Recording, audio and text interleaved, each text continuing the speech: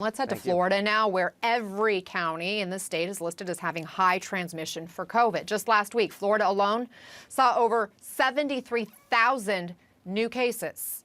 Daily case totals now tripling from just 2 weeks ago.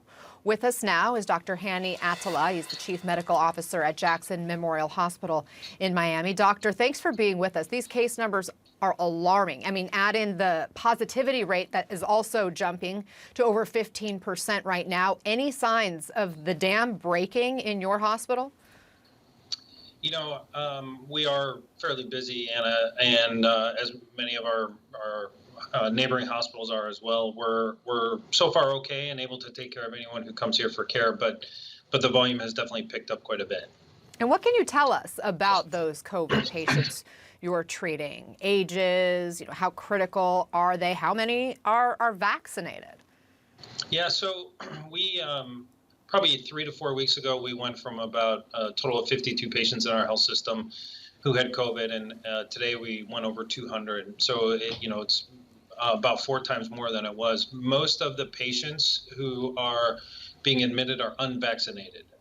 So more than 90% of the patients who are being admitted to the hospital are unvaccinated. The age group is largely in that 50 to 64 age group. We've seen sort of a disproportionate increase in that group of patients, but we certainly have seen increases in every group of patients. I do want to add that the group of patients who are being admitted who are vaccinated, they have other medical problems and are on certain medications like immunosuppressants that make them more vulnerable even though they have been vaccinated. And then the group of patients who have been vaccinated who are not on immunosuppressants, that's only a couple % of our patients. So again, it just goes to show that the vaccine is helpful and safe and keeps people out of the hospital. What do you see as the root problem causing this surge? I think obviously the more people that were vaccinated, the better. I think that there's still a large group of people with vaccine hesitancy for multiple different reasons. And when the plan became for everyone that it was okay to unmask, I think whether people were vaccinated or not, they unmasked. And we've seen sort of the natural progression is that people who aren't vaccinated aren't protected. And they wound up getting COVID, and that's why we're seeing this surge. So I think that that's the root cause, and I think we can prevent it or stop it short if we can, really start to push those vaccines more. And you talked about masks. Should Governor DeSantis mandate masks? Again, would that help? I mean, there are things that we know that work, right? We did this before, before a lot of people were vaccinated.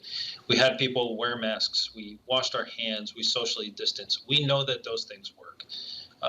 I think it's a good idea if we were to follow the science and say we should probably start to mask again. That will help shorten or decrease the number of infections out in the community and will ultimately help get us out of this situation we're in at the moment.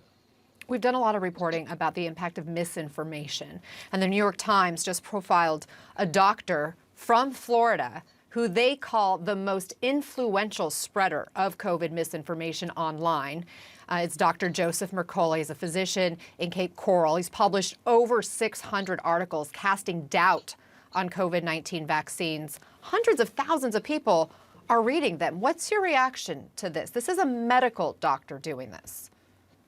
Yeah, I mean, it's unfortunate. I think, we should follow science from reliable organizations or from reliable people. I think, when I need information on COVID, I go to the CDC website. I look at, published articles in reputable journals.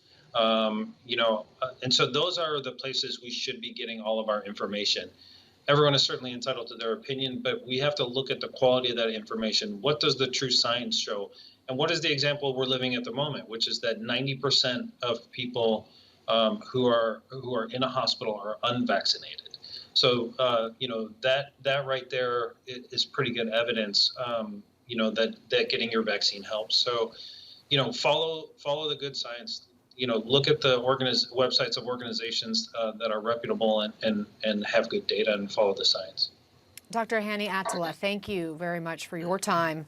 Best of luck to you as you continue to battle the pandemic.